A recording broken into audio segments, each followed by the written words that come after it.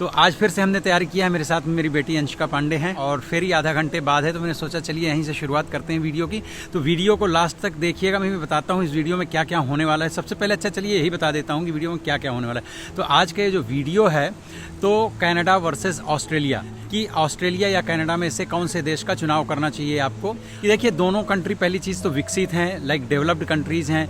दोनों जगहों की लाइफस्टाइल काफ़ी अच्छी है, दोनों जगहों में सेफ्टी काफ़ी अच्छी है, काफ़ी अच्छी सैलरीज हैं, जॉब्स हैं, पीआर है, स्टूडेंट के लिए अच्छी अच्छी यूनिवर्सिटीज़ हैं और भी बहुत प्रकार की सुविधाएं ऐसी हैं। और फ्यूचरिस्टिक यहाँ पर जो करियर है, मतलब भविष्य को अगर आप अपने संवारना चाहते हैं तो इन दोनों ही कंट्री में, फिर भी इन दोनों में से कुछ चीज़ें और वेदर कंडीशंस भी हैं। मतलब बहुत सारे टॉपिक्स हैं जो आज इस वीडियो में मैं कवर करके और बताने वाला हूं कि कौन सा देश आपके लिए सही रहेगा, कौन से देश का आप चुनाव करें। मान लीजिए आपके हाथ में टिकट आ गई दोनों देशों की, तो आपको कहां जाना चाहिए। अच्छा, इससे रिलेटेड आपको इंटरनेट में बहुत सारी इन्फॉर्मेशंस ज़रूर मिल जाएंगी, लेकिन बहुत ज़्यादा इन्फॉर्मेशंस की वजह से कई बार ये भ्रामक हो जाती हैं, लाइक आप कंफ्यूज हो जाते हैं। तो मुझे लगता है इस वीडियो को अगर आपने अंत तक देखा तो काफ़ी कुछ एक हद तक आपका कन्फ्यूजन कम हो सकता है। इसके लिए इस वीडियो को अंत तक देखिएगा, काफ़ी इंटरेस्टिंग होने वाला है। मैं सैलरी वगैरह और कितना टाइम लगता है वीज़ा प्रोसेस में दोनों देशों के, और कितना पैसा और कितना खर्च आता है वीज़ा प्रोसेस करने में,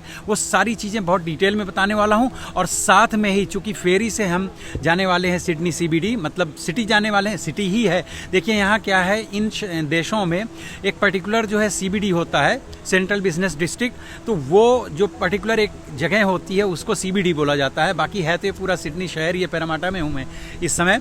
तो जब हम फेरी से जाते हैं तो इतना ज़बरदस्त व्यू आता है उसका, लार्जर देन लाइफ, इतना ज़बरदस्त लगता है, रोमांचकारी लगता है। वो सारा कुछ देखने को मिलेगा और घूम घूम करके मैं दिखाते हुए वीडियो आज ये रिकॉर्ड करने वाला हूँ। तो वीडियो काफ़ी इंटरेस्टिंग होने वाला है, तो इसके लिए आप इस वीडियो को स्किप मत करिएगा और अंत तक देखिएगा। नमस्कार बंधुओं, मैं हूं आपका मित्र शक्ति पांडे, सिडनी ऑस्ट्रेलिया से, और स्वागत करता हूं अपने YouTube चैनल पर।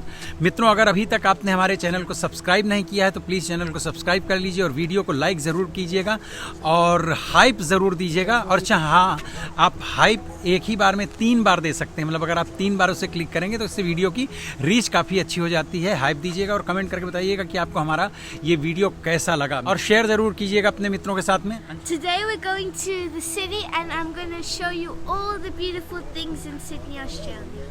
यस, तो चलिए मित्रों, सबसे पहले बात कर लेते हैं दोनों ही देशों की इकोनॉमी और फ्यूचर ग्रोथ के बारे में। यूँ देखा जाए तो दोनों ही कंट्री विकसित हैं, डेवलप्ड कंट्रीज़ हैं, लेकिन फिर भी यहाँ पर ऑस्ट्रेलिया थोड़ा सा आगे है, क्योंकि ऑस्ट्रेलिया की जो माइनिंग इंडस्ट्री है और नेचुरल रिसोर्सेज हैं, हेल्थ केयर है और इंटरनेशनल एजुकेशन है और टेक्नोलॉजी और इंफ्रास्ट्रक्चर प्रोजेक्ट्स, तो ये चीज़ें ऑस्ट्रेलिया को थोड़ा सा आगे रखती हैं। और दूसरी तरफ अगर देखा जाए तो कनाडा की भी इकोनॉमी काफ़ी अच्छी है, उसमें कोई प्रॉब्लम नहीं है, लेकिन पिछले कुछ वर्षों में देखा गया है कि वहाँ पर जो हाउसिंग क्राइसिस आए हैं और दूसरी चीज़ वहाँ पर जो पॉपुलेशन ग्रोथ हुई है उसकी वजह से कनाडा थोड़े से चैलेंजेस ज़रूर फेस कर रहा है। अगर जॉब मार्केट और इकोनॉमिक स्टेबिलिटी के बारे में देखा जाए तो एट प्रेजेंट ऑस्ट्रेलिया स्लाइटली आगे दिखाई देता है। ऐसा नहीं है कि हमेशा ऑस्ट्रेलिया आगे रहता है, कभी कनाडा भी हो जाता है, लेकिन हाँ, पिछले कुछ वर्षों से ऑस्ट्रेलिया बेटर लग रहा है कनाडा से। है कनाडा भी काफ़ी अच्छा। वैसे मित्रों, इससे पहले कि मैं आगे बढ़ूँ, एक दो बातें आप लोगों को बताना चाहता हूँ। आजकल कुछ लोग जो हैं कमेंट करते हैं, बहुत ज़्यादा लोग नहीं, इक्का दुक्के लोग ही हैं। लोग बोलते हैं कि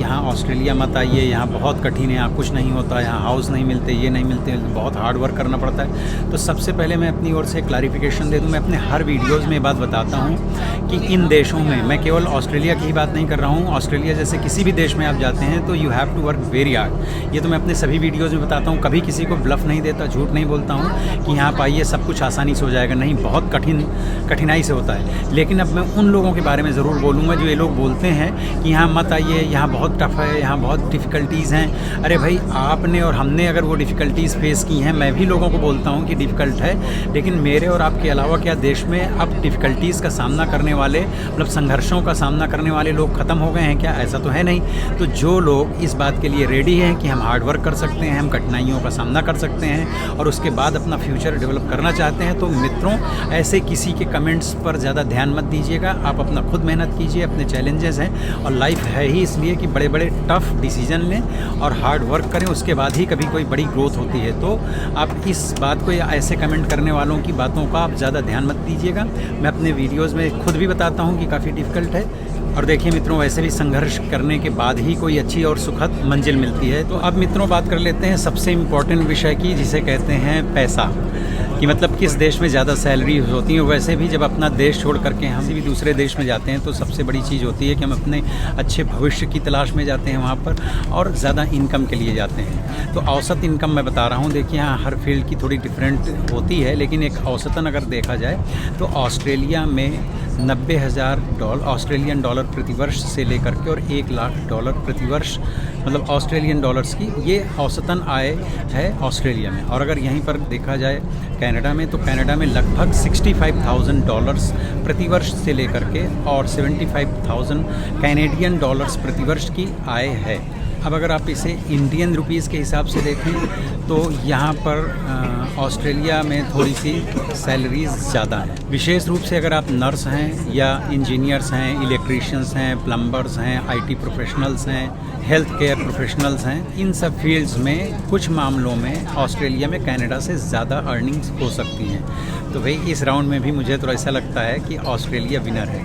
मित्रों अब चलिए बात कर लेते हैं दोनों ही देशों की कॉस्ट ऑफ लिविंग, मतलब खर्चे कितने होते हैं। कई बार लोग बोलते हैं कि देखिए यहाँ पर सैलरी ज़्यादा है, इनकम ज़्यादा है, तो खर्चे भी ज़्यादा हैं, जो कि किसी हद तक सही भी है। लेकिन यहाँ पर भी कुछ चीज़ें हैं समझने जैसी, कि अगर देखा जाए तो ऑस्ट्रेलिया में सिडनी, और सिडनी के बाद में दूसरे नंबर पर महंगा शहर है मेलबर्न। ये वर्ल्ड क्लास महंगे शहर हैं। वहीं पर अगर आप कनाडा को देखते हैं तो कनाडा में भी टोरंटो एंड वैंकूवर, ये 2 शहर हैं जो काफ़ी महंगे हैं। हाँ, लेकिन चूँकि ऑस्ट्रेलिया में सैलरीज थोड़ी ठीक ठाक सी होती हैं और यहाँ हाउसिंग क्राइसिस वगैरह ऐसा कुछ खास नहीं है, तो यहाँ पर घरों के किराए और बिल्स वगैरह और दूसरे खर्चे निकाल करके भी एक ठीक ठाक सी सेविंग्स ऑस्ट्रेलिया में हो जाती है।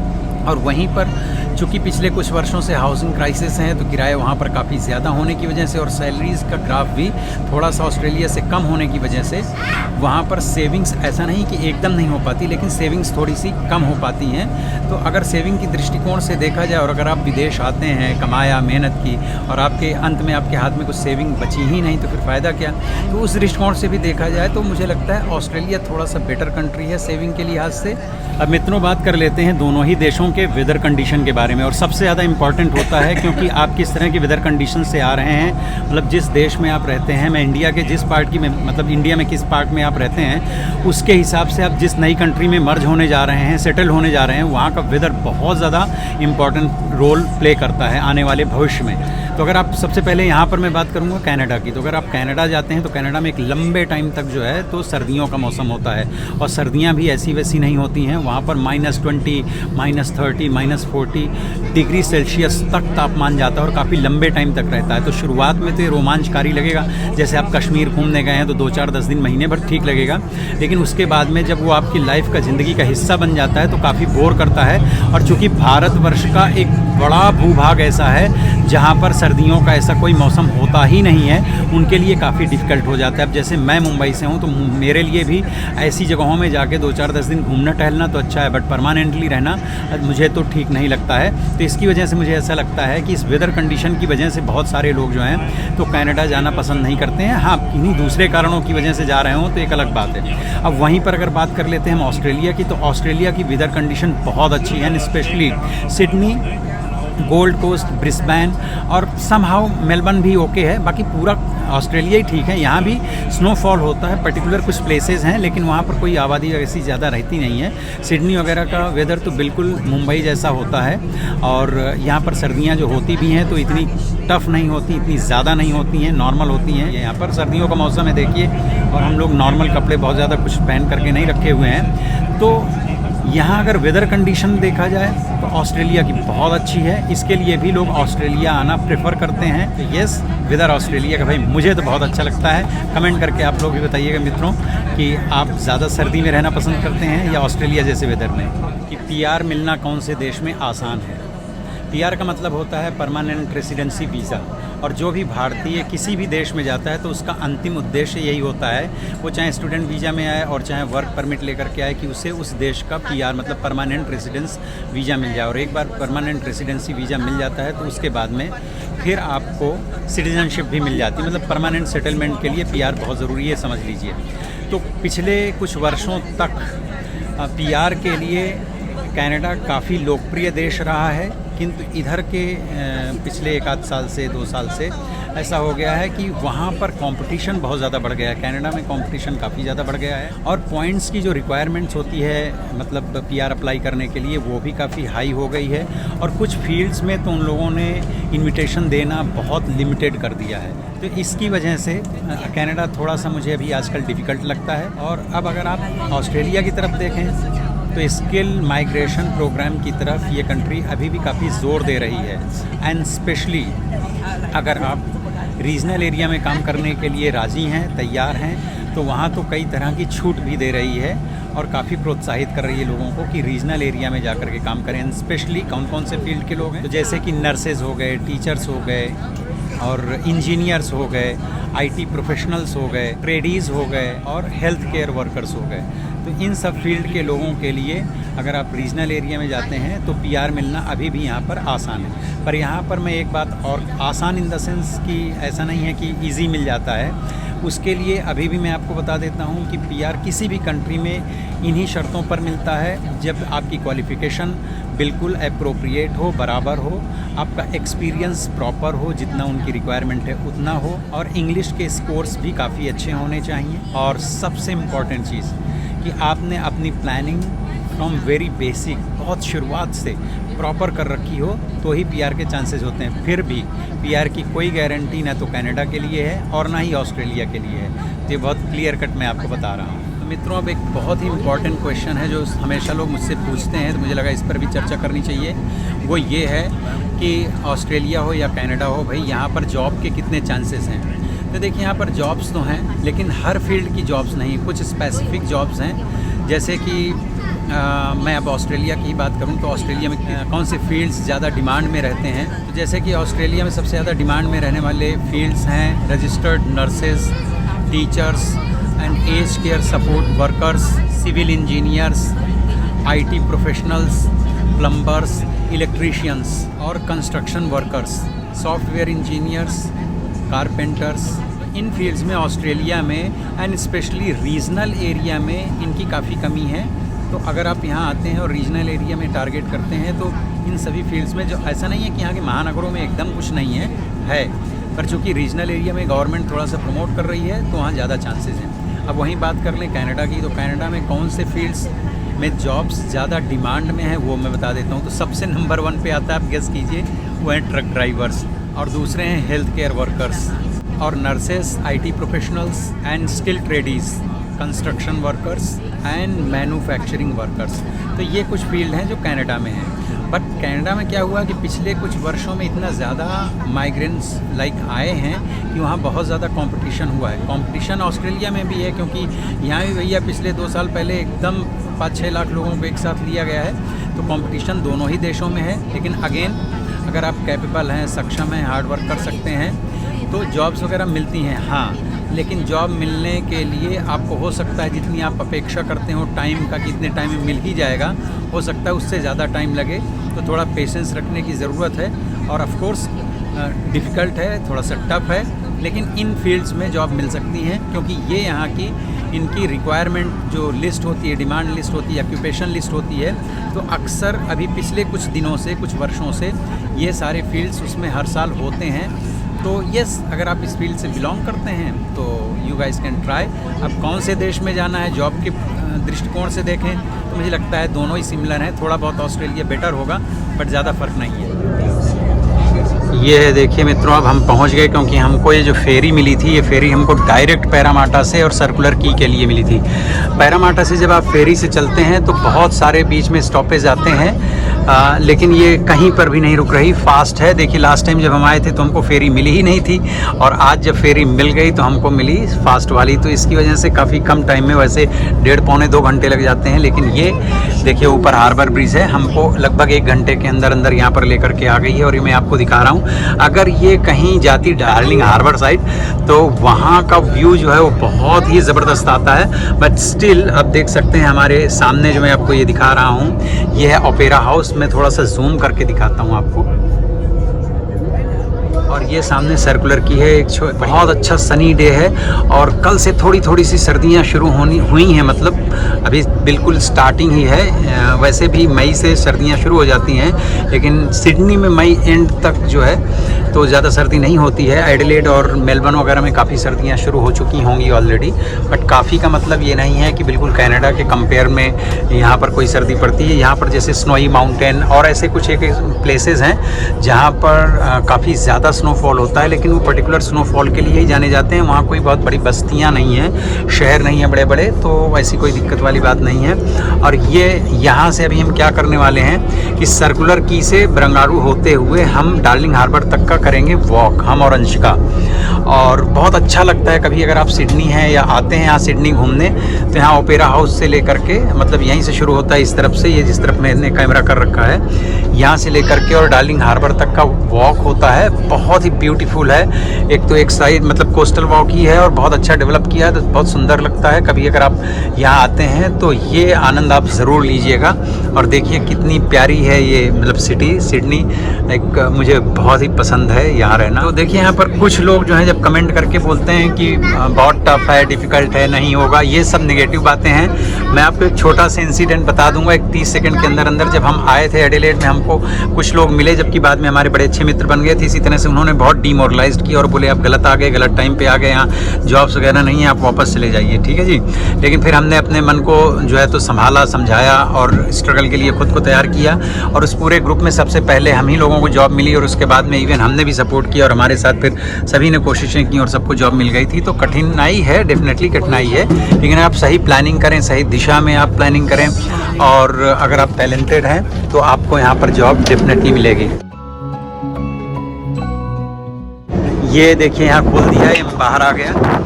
वाह, बहुत अच्छी सुंदर जो है हवा चल रही है और वेदर भी बहुत प्यारा है। तो अब हम यहाँ पर उतर गए हैं और ये बाहर निकल रहे हैं। यहाँ पर हम अपना कार्ड स्वाइप करेंगे। अंशिका के पास में वो स्टूडेंट वाला कार्ड है, लेकिन वो आज लाना भूल गई जल्दी में। जल्दी क्या बेसहुर हैं, कभी ध्यान नहीं रखती हैं। तो अब चूँकि यहाँ पर आप अपना डेबिट और क्रेडिट कार्ड कोई भी यूज़ कर सकते हैं, तो मेरे पास में तो मेरा अपना ओपेल कार्ड है। Anshika take hold your. तो अंशिका को मैंने अपना डेबिट कार्ड दे दिया है। तो अब डेबिट कार्ड स्वाइप करके और निकल गई। और वापसी में हम जो है जाएंगे बाई ट्रेन, है ना Anshika? You want to eat something? तो अंशिका को कुछ खाना है, तो इनको देखिए अभी हंग्री जैक्स में दिला देते हैं तो चिप्स वगैरह। फिर खाना तो अभी चूँकि खाने का टाइम हमारा हुआ नहीं है, तो यस ये। और ऊपर ये जो देख रहे हैं यहाँ ऊपर, ये है जो ट्रेन स्टेशन है, सर्कुलर की ट्रेन स्टेशन। तो ये है देखिए खूबसूरत सिडनी। और अभी हम जा रहे हैं ओपेरा हाउस की तरफ। यहाँ लाइन से इतने सारे रेस्टोरेंट्स हैं और सर्दियों में इस तरह से थोड़ा सा धूप में बैठ करके लोग लंच वगैरह कर रहे हैं। देखते हैं अभी अंशिका का कहाँ पर मन है। अंशिका को खाना था, भूख लगी थी, तो ये बोली हमको चिप्स दिला दीजिए। तो इसमें इन्होंने चिप्स लिए हैं और खा भी रही हैं। तो इनको थोड़ा सा चलने फिरने का स्ट्रेंथ मिल जाएगी। उसके बाद फिर हम डार्लिंग हार्बर पहुँच करके कुछ ना कुछ तो हम लोग भी खाएंगे पिएंगे। दोस्तों, कोशिश करना चाहिए कि कभी कभी संडेज़ को या कोई भी ओकेशन हो, जब आपके पास टाइम हो, तो पॉसिबली आप अपनी फैमिली के साथ जाएं, नहीं अकेले जाएं, बच्चों के साथ जाएं, कहीं ना कहीं घूमने ज़रूर जाना चाहिए। और इससे मन बहुत फ्रेश हो जाता है। और जो पूरे एक वीक, हफ्ते भर, सप्ताह भर हम काम करते हैं, तो जब इस तरह से आप कहीं घूमने टहलने निकलते हैं तो थोड़ी सी एनर्जी आपकी चेंज हो जाती है और पूरे आने वाले सप्ताह के लिए काम करने की शक्ति और ऊर्जा से आपके प्राण ओतप्रोत हो जाते हैं, भर जाते हैं।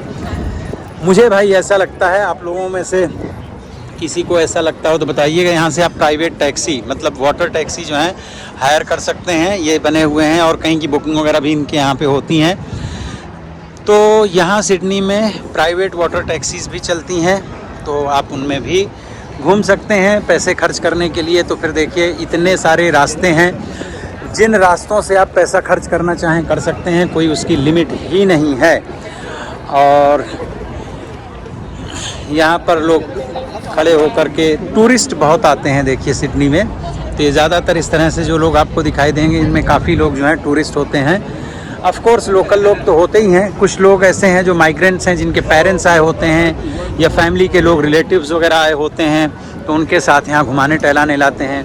और जिस दिन यहाँ का वेदर अच्छा होता है और छुट्टी का भी दिन होता है, लाइक संडे और एनी अदर ओकेशन, तब फिर लोग यहाँ पर बहुत ज़्यादा बड़ी संख्या में घूमने टहलने के लिए आते हैं, फिर यहाँ खाना वाना खाते हैं। अंग्रेज़ों की तो कल्चर यही है कि वो पूरे हफ्ते कमाते हैं और उसके बाद में सैटरडे संडेज़ जो है बाहर निकलते हैं। ड्रिंक वगैरह तो इनका लाइक क्या बताएं, बहुत कॉमन चीज़ है इनके लिए। तो खाते भी हैं और पीते भी हैं, दोस्तों के साथ में टाइम स्पेंड करते हैं। क्लब वगैरह यहाँ पर जाना बहुत ही कॉमन है। और ये लोग ऐसा नहीं है कि जैसे इंडिया में है या हमारे देशों में काफ़ी यंगस्टर्स ही केवल क्लब जाते हैं, यहाँ पर सभी एज ग्रुप के लोग जो हैं क्लब्स में जाते हैं। और कुछ तो क्लब्स ऐसे भी हैं कि अगर आप ज़्यादा मतलब उम्र के लोग हैं तो आपको अपनी उम्र की तरह के लोग जहाँ मिल सकें, ऐसे क्लब्स भी हैं। बाकी लोग निकलते हैं, दोस्तों के साथ मिलते हैं, जुलते हैं, अपना अच्छा जीवन व्यतीत करते हैं। यहाँ पर पॉलिटिक्स वगैरह को लेकर के बहुत ज़्यादा लोगों का इन्वॉल्वमेंट नहीं होता है और यहाँ पर एक दूसरे की बुराई और ये सब जो आपसी निंदा और स्तुति है वो भी कम ही होती है। एकदम नहीं होती, मैं ऐसा नहीं कहता हूँ, लेकिन काफ़ी हद तक कम होती है। अब यहाँ से चूँकि ये नीचे जाने का रास्ता है तो यहाँ से हम जाएंगे नीचे, वॉशरूम वगैरह हैं, वहाँ से जा कर के और फिर ऊपर आ कर के आगे की मैं रिकॉर्डिंग करता हूँ बंधुओं। यहाँ नीचे भी बहुत सारे कैफ़े वगैरह हैं, रेस्टोरेंट्स वगैरह हैं, काफ़ी भीड़ रहती है। जैसे मैं नीचे पहुँचूँगा तो आपको दिखाई देगा, इसके पहले भी हालांकि मैंने बहुत बार दिखाया भी हुआ है। और शाम वाम को तो यहाँ पर इतना अच्छा लगता है जब लाइट्स वगैरह बहुत अच्छी होती हैं और यहाँ तमाम सारे रेस्टोरेंट्स वगैरह भी हैं।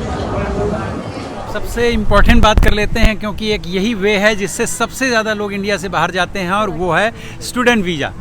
अपने देश से हज़ारों लोग जो हैं तो हर साल बाहर यानी कि ऑस्ट्रेलिया, कनाडा जैसे देशों में पढ़ने के लिए जाते हैं। तो आपको ये पता रहना चाहिए कि कौन सा देश पढ़ाई के लिए अच्छा है या कौन से देश में पढ़ाई करने के बाद में आपको PR पाथवे मिलेगा। तो अब इसमें सबसे पहले मैं ऑफकोर्स